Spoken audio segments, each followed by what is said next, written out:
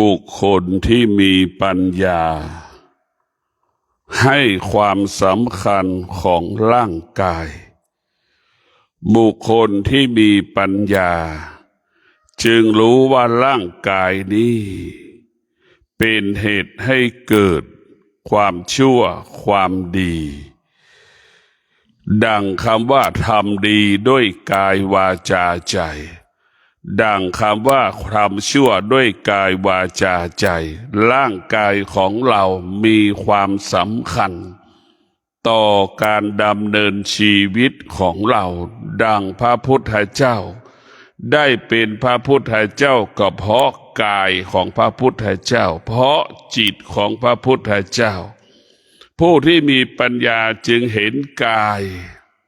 เมื่อเห็นกายก็เห็นธรรมจึงรู้ว่า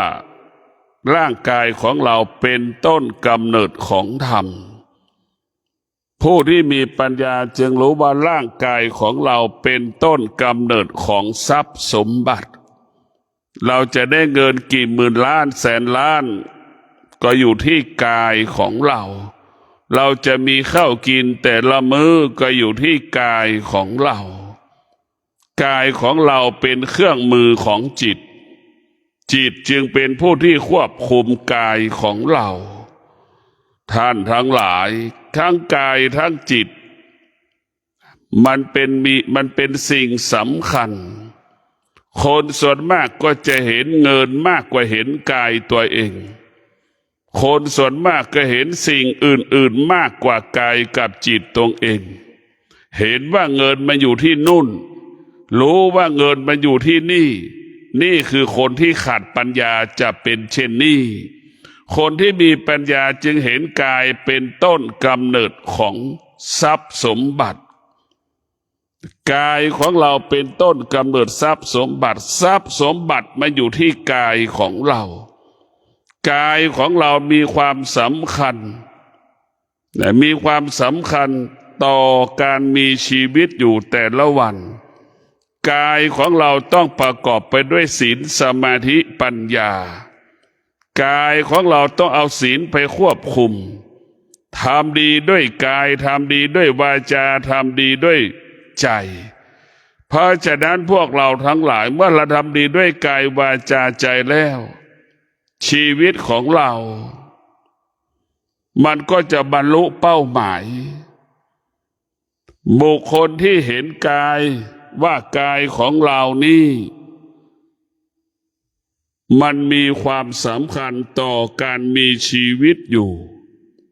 ดังพระพุทธเจ้าทุกๆพระองค์จะต้องพึ่งพากายกับจิตศึกษาเรียนรู้กายกับจิตนี่แหละกายกับจิตก็ผัดกันเป็นครูเป็นอาจารย์พวกเราทั้งหลายโดยเฉพาะกายก็เป็นครูของจิตจิตก็เป็นครูของกายกายของเราจิตของเราก็เปรียบเสมือนช่างแกะสลักเปรียบเสมือนก้อนหินเราจะเห็นว่าช่างแกะสลักก้อนหินนั้นจะงดงามได้ก็เพราะช่างแกะสลักกายของเราจะมีค่าได้กายของเราจะเกิดความดีได้ก็อยู่ที่จิตของเราพวกเราทั้งหลายกายของเราจิตของเรามันต้องมีค่ามีราคามีความหมายในการสร้างความดีจึงเกิดคำว่าทำดีด้วยกายทำดีด้วยวาจาทำดีด้วยใจสำคัญที่สุดเราจะมีเงินหมื่นล้านก็อยู่ที่กายกับจิตเราจะหมดเนื้อหมดตัวก็อยู่ที่กายกับจิตถ้ากายกับจิตมีสติมีสมาธิมีปัญญากายกับจิตนั้นก็อุดมสมบูรณ์ด้วยทรัพย์สมบัติปัจจัยสี่ถ้ากายกับจิตนั้นปราศจากศีลสมาธิปัญญาแล้วกายกับจิตนั้นก็ขาดแคลนปัจจัยสี่ขาดแคลนปัจจัยสี่ชีวิตนั้นก็ขาดคำว่าอุดมสมบูรณ์ชีวิตนั้นก็อยู่ยากลำบากท่านทั้งหลายได้โปรดพิจารณาว่าร่างกายของเรา เมื่อเราเห็นกายเราจะต้องเห็นสมบัติอยู่ในกายของเราส่วนมากเราจะเห็นแต่ว่าสมบัติมันอยู่ตรงโน้นเงินมาอยู่ตรงนี้เราไปเห็นสมบัติเป็นของนอกกายและผู้ที่มีปัญญาจึงเห็นร่างกายเป็นสมบัติว่าร่างกายของเราเป็นสมบัติเราจะได้เงินกี่10 ล้านกี่ร้อยล้านกี่หมื่นกี่แสนก็เพราะกายของเราร่างกายของเราเนี่ยมันจึงเป็นต้นเหมือนเปรียบเหมือนต้นมะม่วงต้นมะม่วงจะออกดอกออกผลได้ก็อยู่ที่คนดูแลคนที่ดูแลก็คือจิตของเราเป็นผู้ดูแลร่างกายของเราจะสะอาดบริสุทธิ์ได้อยู่ที่จิตจิตนั้นจะต้องดูแลดังจิตดังคนปลูกมะม่วงคนปลูกมะม่วงต้องสนใจต้นมะม่วงก่อนที่มะม่วงจะออกดอกก็ต้องรดน้ำพรวนดินใส่ปุ๋ยตลอดเวลาพอถึงฤดูออกดอกมะม่วงก็จะอุดมสมบูรณ์ไปด้วยดอกแล้วว่าเมื่อออกลูกคนที่มีจิตคนที่ดูแลมะม่วงก็จะรู้แล้วว่ามะม่วงนั้นจะออกดอกเมื่อจะออกดอกก็ใส่ปุ๋ยบำรุงดอกพวกเราทั้งหลายเมื่อดอกมันออกแล้วมันจะดอกจะกลายเป็นเมล็ดเล็กๆลูกมะม่วงเล็กๆมันก็จะรู้จักวิธีปรับปรุงเปลี่ยนแปลงแก้ไขให้ลูกมะม่วงเล็กๆเป็นมะม่วงลูกมะม่วงที่โต ลูกมะม่วงที่มันอุดมสมบูรณ์งดงาม ได้เพราะฉะนั้นพวกเราต้องพิจารณาว่าจิตเป็นผู้รักษากายจิตผู้ดูแลกายกายของเรานี่สะอาดหมดจดผ่องใสด้วยจิตเราจะทำดีอยู่ที่กายของเราเมื่อจิตเรามีสติแล้วกายของเราจะต้องประกอบไปด้วยธรรมทุกลมหายใจถ้าจิตเราปราศจากสติแล้วกายของเราได้จะปราศจากธรรมไม่มีธรรมกายปราศจากศีลสมาธิปัญญากายได้กลายเป็นทำชั่วด้วยกายทำความชั่วด้วยใจทำความชั่วด้วยใจทำความชั่วด้วยวาจาท่านทั้งหลายได้พิจารณาว่าชีวิตของเรานั้นมันอยู่ด้วยธรรมแต่มันอยู่ด้วยธรรมธรรมะก็คือสติได้ละอยู่ด้วยธรรมเมื่อเรามีสติมันก็จะรู้ความจริงเห็นความจริงของร่างกายว่าร่างกายของเรามันเกิดความเสื่อมตลอดเวลาแต่ร่างกายของเราเกิดความเสื่อมจิตของเรามันเปลี่ยนแปลงแล้วมันแปรสภาพตลอดเวลาสิ่งที่มันชอบใจวันนี้มันกลับเบื่อหน่ายเห็นไหมพวกเราทั้งหลายสิ่งที่มันไม่เคยชอบมันกลับชอบนี่แหละคือจิตมันก็ยังเปลี่ยนแปลงโดยเฉพาะสภาวะจิตของเราได้มันเปลี่ยนแปลงตลอดลิ้นของเราก็ยังเปลี่ยนแปลงตลอดเวลาอาหารที่เรากินรสชาตินี้เวลานี้มันรสลิ้นเรายังไม่ชอบรสชาติเดิมเปลี่ยนแปลงอีกเนี่ยนี่แหละพวกเราต้องพิจารณาทุกอย่างมันอยู่ภายใต้การเปลี่ยนแปลงถ้าการเปลี่ยนแปลงใดๆประกอบไปด้วยสติสมาธิปัญญาการเปลี่ยนแปลงนั้นไปสู่ความดีงามไปสู่ความงอกงามถ้าการเปลี่ยนแปลงใดๆปราศจากศีลสมาธิปัญญาการเปลี่ยนแปลงนั้นจะทำลายชีวิตของเราเบียดเบียนชีวิตของเราจึงทำให้ชีวิตเราประสบปัญหาเกิดแต่ความทุกข์แต่ท่านทั้งหลายดั่งมนุษย์จำนวนมากเปลี่ยนแปลงชีวิตตอนผิดปกติก็หมายความว่าเราเกิดคำว่าเราทำงานบริษัทแล้วเกิดความขัดแย้งกับบุคลากรในบริษัทหรือขัดแย้งกับเจ้าของกิจการนี่แหละแล้วเราทำงานมาสัก4-5 ปีเราก็มีเงินนิดหน่อยที่พอจะเอาไปลงทุนได้เนี่ยมันพวกเราทั้งหลายมนุษย์ที่ขาดสติขาดปัญญาก็จะเปลี่ยนแปลงชีวิตตอนผิดปกติก็คือออกจากงานแล้วก็ไปหาอาชีพใหม่เงินที่ได้5 ปีก่อนจะเอาไปลงทุนเนี่ยมันไม่ประสบความสำเร็จในพวกเราทั้งหลายเพราะใจเราไม่สบายใจเพราะจิตเราขุ่นมัวจิตเราไม่ผ่องใส จิตเราก็จะเป็นผู้หลงคิดสิ่งใดก็หลงสิ่งนั้นใครพูดสิ่งใดก็ออกไปกับบุคคลนั้นหมดเพราะจิตเราไม่มีธรรมจิตเราไม่ยุติธรรมจิตเรามันจะลำเอียงไปกับความคิดที่เราคิดนี่แหละคืออานุภาพของที่เราขาดสติมันจะทำให้หลงทางหลงผิดไม่มีทางบอดจบสิ้นมนุษย์ที่มีสติมีปัญญาจะเปลี่ยนแปลงชีวิตตอนปกติก็หมายความว่ามีความสุขแต่ปกติก็มีความสุขสมบัติไม่มีค่าเงินไม่มีค่าไม่ให้ค่าเงินสมบัติบุคคลที่มีสติมีปัญญาจะเปลี่ยนแปลงตอนที่มันมีความสุขมันมีพลังดั่งพายุ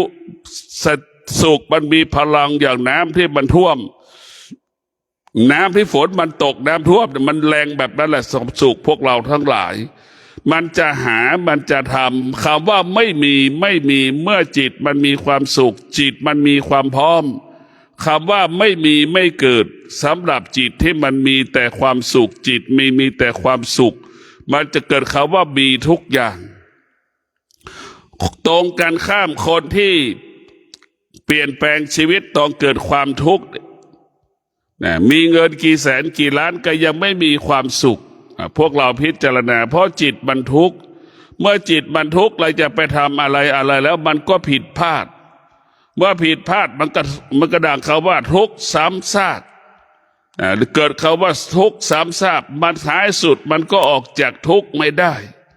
เมื่อออกจากทุกข์ไม่ได้มันก็จะเกิดความทุกข์เป็นของวงตระกูลอีก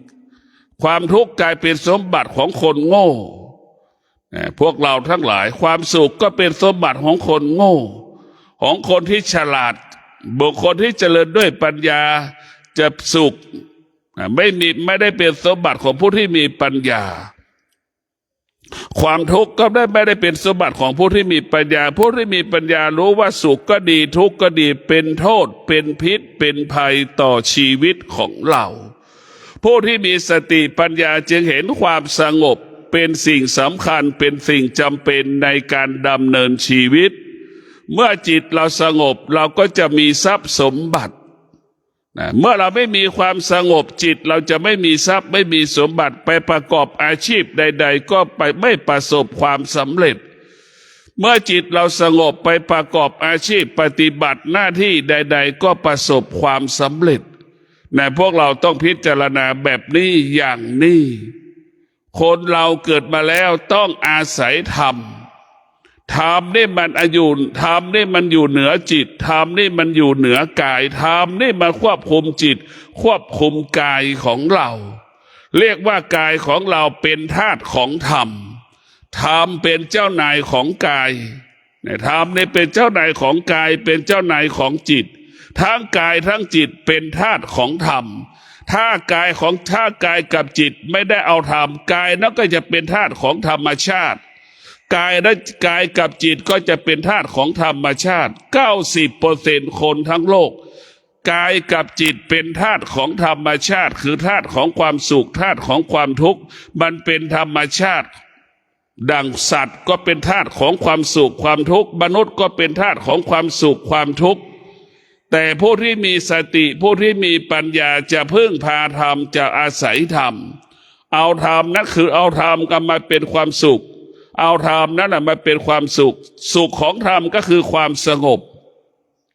เมื่อความสงบมันเกิดมันจะไม่มีความทุกข์พวกเราทั้งหลายเมื่อสงบมันจะไม่มีความทุกข์เมื่อสงบแล้วมันก็ปราศจากความสุขของธรรมคือสุขไม่มีตัวไม่มีตนสุขปราศจากรูปแบบกฎเกณฑ์กติกาสุขนั้นเป็นสุขเหมือนกลิ่นดอกไม้ที่ส่งกลิ่นหอมมาจากต้นมากระทบจมูกเราสุขแบบนั้นแหละเรียกว่าสุขแบบกลางอากาศแต่พวกเราทั้งหลายเหมือนคนนั่งเครื่องบินได้สุขอยู่กลางเครื่องบินอยู่กลางอากาศนั่นแหละมีความสุขแต่พวกเราทั้งหลายจะพิจารณาคนที่มีสติคนที่มีปัญญาจะให้ความสำคัญว่าความสงบเป็นสิ่งที่มีค่าเป็นสิ่งที่มีความหมายต่อกายต่อจิตกายเราจะมั่นคงจิตเราจะมั่นคงอยู่ที่ความสงบ ความสงบกลายเป็นอาหารของจิตความสงบกลายเป็นอาภรณ์ของกายความสงบกลายเป็นเครื่องประดับของกาย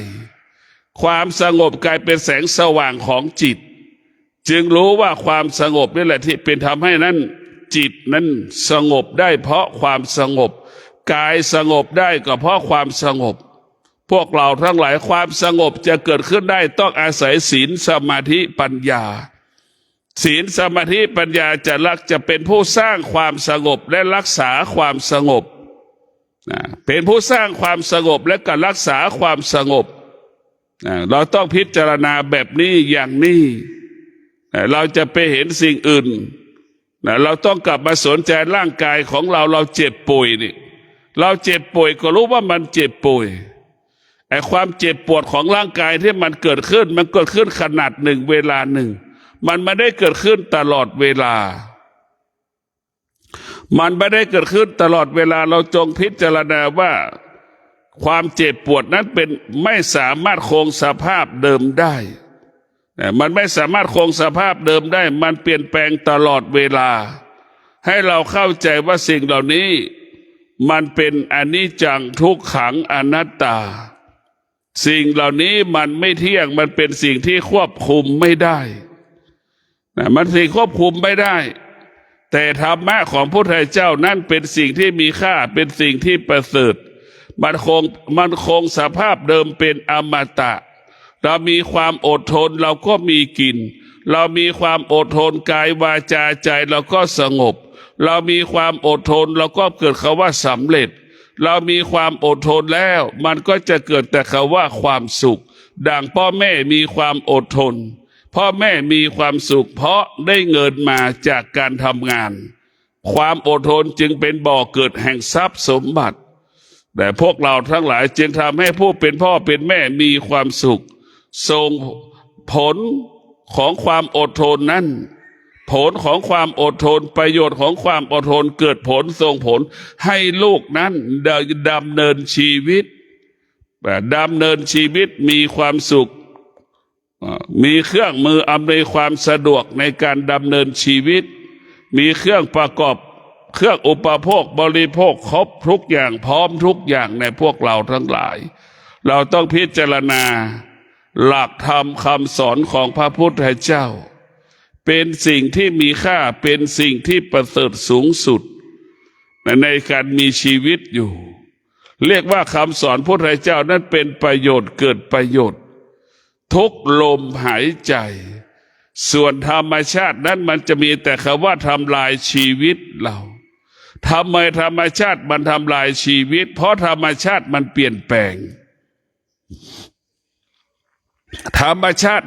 ที่อยู่ในกายเราก็ได้แก่ความคิดมันก็เปลี่ยนแปลงธรรมชาตินอกกายเรามันก็เปลี่ยนแปลงเช่นสามีไม่ตอบสนองเราก็เป็นทุกข์ลูกของเราไม่ตอบสนองเราก็เป็นทุกข์ใช่ไหม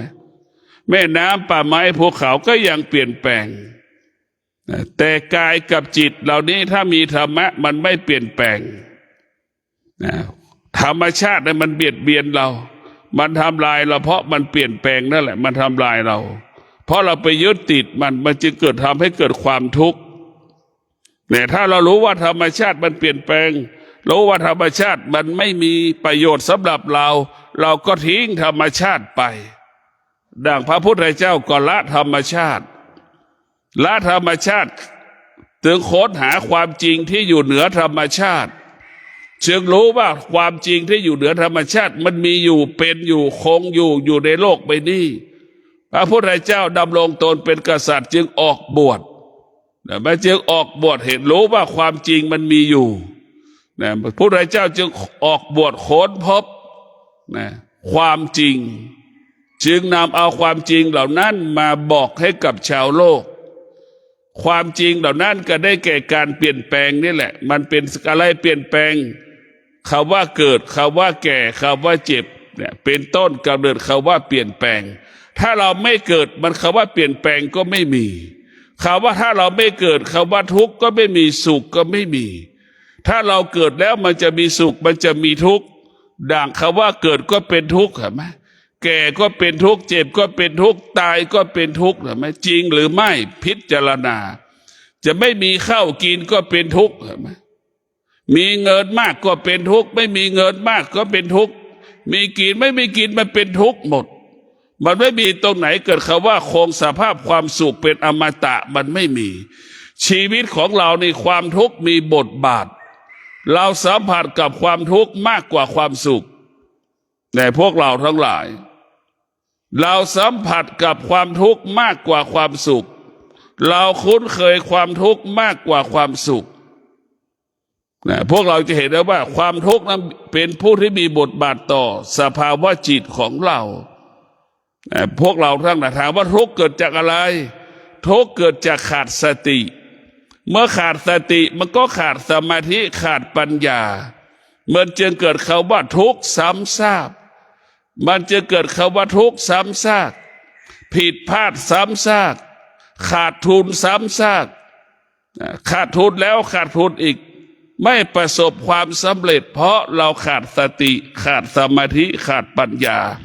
มันจึงนำมาซึ่งสารพัดปัญหาเหตุการณ์ต่างๆจึงทำให้เราเกิดความทุกข์ทั้งสิ้นแต่ท่านทั้งหลายกลับมาสนใจว่ากายของเราประกอบไปด้วยธรรมจิตของเราประกอบไปด้วยธรรมกายของเราจะมั่นคงจิตเราจะมั่นคงเหมือนบ้านที่มีเสาบ้านจะเป็นบ้านได้บ้านต้องประกอบไปด้วยเสาเสาจึงเป็นหลักให้กับบ้านในพวกเราทั้งหลายเสาจึงเป็นหลักให้กับบ้านเช่นเดียวกับสติสมาธิปัญญาเป็นหลักให้กับจิตจิตเราจะมั่นคงกายเราจะมั่นคงเมื่อกายกับจิตอาศัยศีลสมาธิปัญญาเมื่อกายของเราจิตของเราอาศัยสติสมาธิปัญญา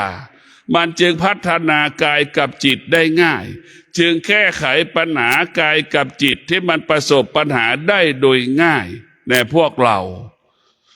ต้องพิจารณาอยู่ตลอดเวลาว่าชีวิตเหล่านั้นมันไม่มีอะไรเรียกว่ามันไม่มีอะไรจริง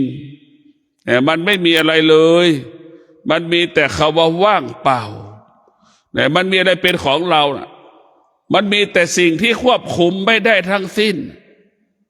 เมื่อเรารู้แล้วว่าสิ่งที่เราควบคุมไม่ได้มันจะเป็นสมบัติของเราได้อย่างไรนะสตางค์เนี่ยมันเงินทองที่เรามีอยู่ก็ควบคุมไม่ได้เห็นไหมมันเป็นของเราอยู่ตรงไหนล่ะรถเราก็ไม่ได้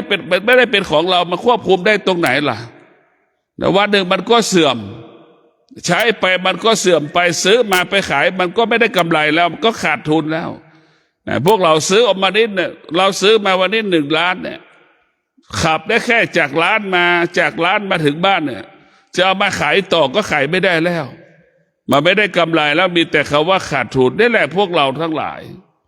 มันอยู่ภายใต้การเปลี่ยนแปลงทั้งหมดทั้งสิ้นมันจึงรู้ว่าชีวิตเรานั้นอยู่ภายใต้การเปลี่ยนแปลง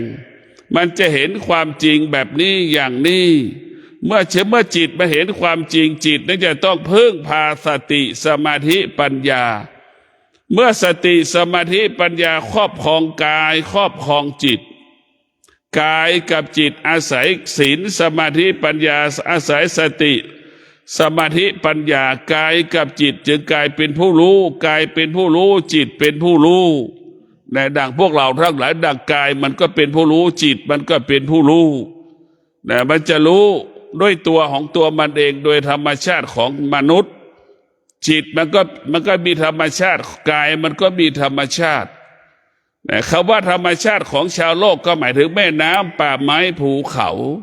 แต่ธรรมชาติของธรรมะได้แก่ความโลภความโกรธความหลงความอยากได้อยากมีอยากเป็นนี่คือเป็นธรรมชาติของมนุษย์อยากได้อยากมีอยากเป็นได้เป็นธรรมชาติของมนุษย์ในพวกเราทั้งหลายมันเป็นธรรมชาติของมนุษย์สิ่งเหล่านี้อยากได้อยากมีอยากเป็นสิ่งเหล่านี้มันปรากฏเกิดขึ้นเรียกว่าเป็นธรรมชาติธรรมชาตินี่มันจะครอบงำจิตใจเราตลอดเวลาแต่ผู้ที่มีสติมีสมาธิมีปัญญาจึงมีสติบำเพ็ญเพียรมีสติอดทนเพื่อจะ ปลดเปลื้องธรรมชาติออกไปจากกายจากจิตความอยากให้มันเหลือน้อยที่สุดนี่คือธรรมชาตินะความโลภความโกรธความหลงให้มันเหลือน้อยที่สุดสิ่งที่เรายึดมั่นถือมั่นให้มันเหลือน้อยที่สุดความรู้สึกสารพัดความรู้สึกให้มันเหลือน้อยที่สุดนี่แหละเราจะปลดผู้ที่มีสติปัญญาจะเอาจัดการธรรมชาติที่อยู่ในกายได้แก่อารมณ์ความรู้สึกที่มันเกิดทางจิตเราจิตของเรานั้นมันอยู่มันเป็นธรรมชาติอยู่แต่ธรรมชาติของธรรมะก็คือความโลภความโกรธความหลงความอยากสารพัดความอยากที่มันเกิดจากตาหูจมูกลิ้นกายใจนี่คือธรรมชาติของธรรมะเกิดคำว่าตาหูจมูกลิ้นกายใจเป็นธรรมชาติแต่ธรรมะภาคปฏิบัติครูพ่อแม่ครูบาอาจารย์จะรู้ดีว่าธรรมชาติของกายของจิตก็ได้แก่นี่แหละอันนี้จังทุกขังอนัตตานี่ธรรมชาติของจิตแต่ชาวโลกทั้งหลายพอพูดเรื่องธรรมชาติเนี่ยมันก็จะพูดเรื่องนู่นแม่น้ำป่าไม้ภูเขาอากาศสิ่งแวดล้อมเนี่ยเรื่องไกลตัวเรื่องใกล้ตัวที่สุดก็คืออารมณ์ความรู้สึกของเราถ้าเรามีสติเราจะไม่ทำลายสิ่งแวดล้อมเห็นไหมเรามีสติเราจะรักษาสิ่งแวดล้อมเนี่ยนึกดูถ้าเรามีสติเราก็จะส่งเสริมให้สิ่งแวดล้อมนั้นเกิดความยั่งยืนยาวนานเท่าที่ยาวนานได้ตามสภาพของสิ่งแวดล้อมนั้นแต่เราจะเห็นว่าเวลานี้คนขาดสติโรงงานเจ้าของโรงงานขาดสติพนักงานโรงงานขาดสติจึงเอาน้ำที่เป็นพิษลงสู่ลำห้วยต่างๆแล้วพวกเราทั้งหลายไปลงสู่ที่ร่องน้ำต่างๆลำธารต่างๆนี่แหละพวกเราเห็นได้ว่าทำลายสิ่งแวดล้อมตรงกันข้ามผู้ที่มีสติผู้ที่มีปัญญานั้นจะไม่ทำลายสิ่งแวดล้อมรู้ความจริงสิ่งเหล่านี้ทำไปแล้วทำให้คนอื่นเดือดร้อนเขาจะไม่ทำธรรมะมันจะรู้เลยว่าทำอะไรให้คนเดือดร้อนจะไม่ทำนามทำแล้วทำให้คนอื่นเสียหายมันจะไม่ทำจึงฝากให้เราพิจารณาว่าหลักธรรมคำสอนของพระพุทธเจ้านั้นเป็นสิ่งที่ประเสริฐเป็นสิ่งที่มีค่านะเป็นสิ่งที่ประเสริฐเป็นสิ่งที่มีค่าเป็นสิ่งที่มีความหมายสำหรับชีวิตของเราชีวิตของเรานั้นต้องประกอบไปด้วยธรรมธรรมของพระพุทธเจ้าจึงมีบทบาทต่อการดำเนินชีวิตของชาวโลกธรรมก็คือสติกำหนดรู้กายที่มันกำลังนั่งกำหนดรู้กายที่เรากำลังทำงานปฏิบัติหน้าที่นี่แหละสติของพระพุทธเจ้าหน้าที่ของสติคือกำหนดรู้ทุกอย่างให้เรารู้ทุกอย่างว่ามือขวาจะจับวัตถุสิ่งของอันใดมันก็รู้มือซ้ายจับวัตถุสิ่งของอันใดมันก็รู้เรียกว่าสติจะรู้จัก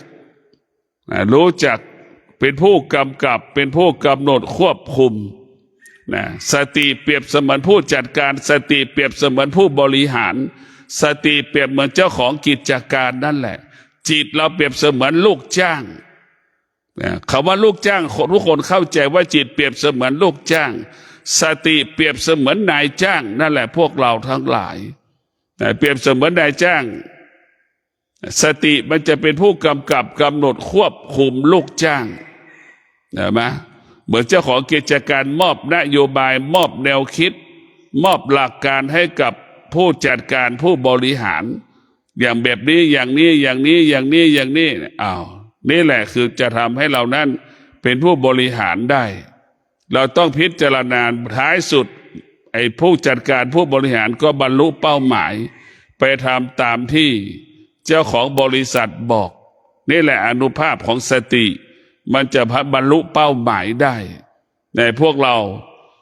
เวลานี้สำคัญที่สุดเราต้องใช้สติแก้ไขความคิดเราใช้สติแก้ไขปัญหาต่างๆที่มันเกิดขึ้นแต่พวกเราทั้งหลายโดยเฉพาะเวลานี้ข้าวยากหมากแพงหรือว่าข้าวยากหมากแพงค่าใช้จ่ายมันสูงขึ้นข้าวปลาอาหารก็แพงขึ้น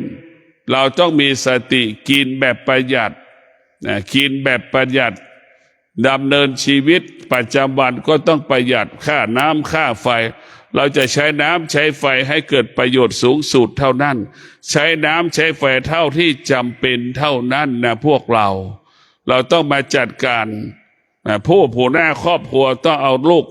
ต้องเอาคนครอบครัวมานั่งคุยกันลูกคุยกับพ่อ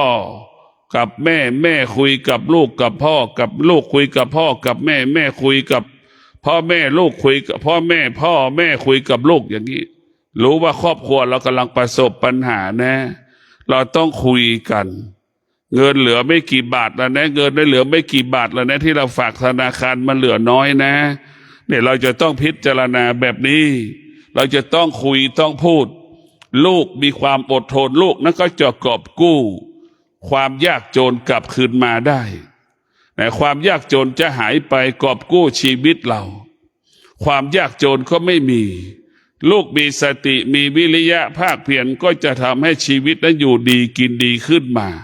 เช่นเดียวกับพ่อแม่มีสติพ่อแม่มีความอดทนพ่อแม่มีความวิริยะภาคเพียรความยากจนก็หมดสิ้นไปจากชีวิตของเราพวกเราทั้งหลายเราต้องให้รู้ต้องยอมรับความจริงดำเนินชีวิตตามความเป็นจริงวันนี้เราอดเรากินข้าวกับน้ำพริกเรากินข้าวกับน้ำพริกกินน้ำพริกเพื่อรอกินเนื้อวันข้างหน้าให้เราคิดอย่างนี้เราไม่ได้ยากจนตายเราไม่ได้กินน้ำพริกจนตายแต่พวกเราทั้งหลายต้องพิจารณาว่าเรากินน้ำพริกวันนี้เพื่อจะกินหมูวันข้างหน้าเพื่อจะกินไก่กินปลาวันข้างหน้าหากเราไม่กินน้ำพริกเราจะตายเมื่อเราตายก็ไม่มีโอกาสได้กินหมูกินไก่ให้เราคิดแบบนี้พวกเราต้องมีสติอดทนมีสติมีวิริยะภาคเพียรทั้งพ่อแม่และลูกครอบครัวต้องช่วยกันแก้ปัญหาที่เกิดขึ้นช่วยกันแก้ปัญหาอย่าได้ซ้ำเติมปัญหาที่มันเกิดขึ้นลูกจะมีสติแม่มีสติพ่อมีสตินี่มันจะช่วยกันแก้ปัญหาตรงกันข้ามพ่อแม่ขาดสติลูกขาดสติมันจะซ้ำเติมสร้างภาระสร้างปัญหาเงินก็ไม่มีก็มีน้อยลูกเขาเอารถไปชนเขาอีกนี่แหละมันทุกข์เพราะแบบนี้แหละพ่อแม่จะเสียใจร้องไห้ก็เพราะอย่างนี้แหละพวกเราทั้งหลายเราต้องพิจารณาว่าชีวิตนั้นมันเกิดมาเพราะความทุกข์ทั้งสิ้นเกิดมาเพราะความทุกข์ก็คือกิเลสเป็นต้นกำเนิดของความทุกข์ราคะทั้งหลายเป็นต้นกำเนิดของความทุกข์เราจงรับรู้ว่ากิเลสตัณหาราคะนี่มันเป็นอาหารของฝ่ายอาธรรมมันเป็นเชื้อโรคร้ายที่ทำลายชีวิตมนุษย์มนุษย์สุขเนี่ยคนตายเพราะความสุขทุกวันคนตายเพราะความทุกข์ทุกวันเห็นไหมพวกเราทั้งหลายฆ่าการตายก็เพราะความสุขฆ่าการตายก็เพราะความทุกข์เห็นไหมทุกวันเนี่ยสองคำเนี่ยแต่ถ้าเราไม่มีสุขไม่มีทุกข์เขาว่าตายก็ไม่มีพวกเราทั้งหลายนี่เราตายเพราะสุขกับทุกข์ทุกวันและเราวุ่นวายทุกวันก็เพราะสุขกับทุกข์นี่แหละสุขกับทุกข์ทำให้เราวุ่นวายทุกวันถ้าเรามีสติมีปัญญาสุขทุกข์ก็เราจะไม่ให้ฆ่ามันเมื่อเราไม่ให้ฆ่าสุขกับทุกข์กายก็สงบใจก็สงบแต่มันก็ไม่มีอะไรให้เราเป็นทุกข์อีกเพราะฉะนั้นพวกเราต้องรู้ว่าเราให้ค่าสิ่งไหนสิ่งนั้นทำให้เราเกิดความทุกข์เราให้ความสำคัญสิ่งไหนเราก็ไปยึดติดสิ่งนั้นแต่เราก็ไปยึดติดสิ่งนั้นก็ขอฝากให้เราได้โปรดพินิจพิจารณาว่าร่างกายของเรานั้นมีบทบาทสำคัญมีความจำเป็นอย่างยิ่งมีความสำคัญมีความจำเป็นต่อการดำเนินชีวิตของเราชีวิตของเรานั้นมันมีอุปสรรคเป็นปกติมีปัญหาเป็นปกติแต่ถ้าเรามีสติสิ่งที่เป็นปกติจะไม่เกิดแต่ถ้าเรามีสติสิ่งที่ปกติจะไม่เกิดสุขไม่เกิดทุกข์ไม่เกิดสิ่งเหล่านี้เป็นเรื่องของ ไร้สาระสุขกับทุกข์เป็นเรื่องไร้สาระสิ่งที่เป็นสาระก็คือความสงบความสงบเป็นสิ่งที่เป็นสาระของกายของจิตเพราะความสงบเป็นรากฐานของกายของจิตความสงบเป็นอาหารของกายของจิตกายกับจิตไม่มีความสงบเกิดขึ้นมันก็เหมือนต้นไม้ที่ใส่ปุ๋ยมันจะงอกงามต้นก็สมบูรณ์กิ่งก้านก็สมบูรณ์ใบก็สมบูรณ์ออกดอกออกผลสมบูรณ์รสชาติก็ดีคนที่มีสติก็มีความสงบก็เป็นเช่นนั้นมีความสง่างามมีความงดงามในความสงบในพวกเราทั้งหลายนิ่งยิ่งนิ่งมากเท่าไหร่ความสงบก็งดปรากฏขึ้นความสงบจะทำให้เกิดคำว่างดงามแต่พวกเราทั้งหลายจะเห็นพ่อแม่ครูบาอาจารย์ที่ปฏิบัติธรรมประพฤติธรรมกายจะเกิดความสงบนะกายนั้นจะเกิดความสงบตลอดเวลาเมื่อกายเกิดความสงบแล้วพวกเราทั้งหลายกายเกิดความสงบความสงบเกิดความงดงามเรานั่งสมาธิเนี่ยเห็นนะความงดงามมันเกิดยิ่งนิ่งมากเท่าไหร่ความงดงามก็เกิดขึ้นมากเท่านั้นในความนิ่งก็คือความสงบทั้งความสงบนิ่งมันก็เหมือนน้ำที่เราดื่มมันใสมันงดงามไม่ละน้ำที่เราดื่มตรงกับข้ามน้ำกาแฟโอวัลตินเป็นลักษณะแบบนั้นก็คือจิตเรามันขุ่นมัวจิตเราโมโหจิตเราหงุดหงิดมันก็เหมือนน้ำกาแฟอุดขุ่นนั่นแหละเอาเหรียญบาทไปใส่ในแก้วน้ำกาแฟเราก็รู้เลยเห็นไหมมันไม่เห็นเหรียญบาทยามที่เราจิตเราขุ่นมัวเราจะไม่เห็นความจริงยามที่จิตเราขุ่นมัวเนี่ยมันจะไม่เห็นความจริงไม่รู้ความจริงมันจึงทำให้เราหลงทางหลงผิดหลงทางหลงผิดตลอดเวลาเราจะเห็นได้ว่ายามที่เรามีสตินั่น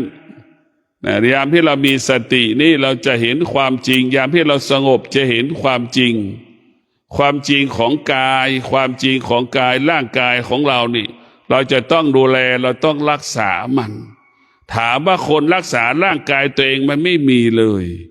คำว่ารักษากายก็คือรักษาศีลนั่นแหละรักษากายคือรักษาศีลแต่ทุกวันนี้เราทำลายร่างกายของเราหมด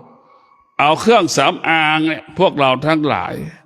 เครื่องสำอางเนี่ยมันตัวบ่อนทำลายชีวิตของเราอาหารการกินเนี่ยมันบ่อนทำลายชีวิตของเราแต่เราถือว่า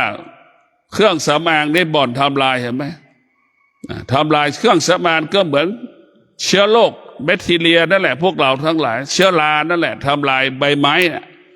เราจะเห็นว่ามีเยอะแยะเราแก่ก่อนกำหนดเพราะเราไปใช้เครื่องสำอางนี่แหละมันไม่เป็นธรรมชาติมันทำลายเราหมดแต่ผู้ที่มีสติผู้ที่มีปัญญานั้นจะต้องอาศัยธรรมชาติสติศีลสมาธิปัญญาเนี่ยเป็นผู้ที่ทำให้กายของเรางดงามทำใบหน้าเรางดงามความสวยงามมันอยู่ที่ศีลสมาธิปัญญาแต่พวกเราให้เข้าใจว่าความงดงามของเราอยู่ที่ศีลสมาธิปัญญาเราจะรู้แจ้งรู้จริงก็อยู่ที่ศีลสมาธิปัญญาทุกวันนี้รู้แต่ยังไม่เห็นเห็นอยู่ก็ยังไม่รู้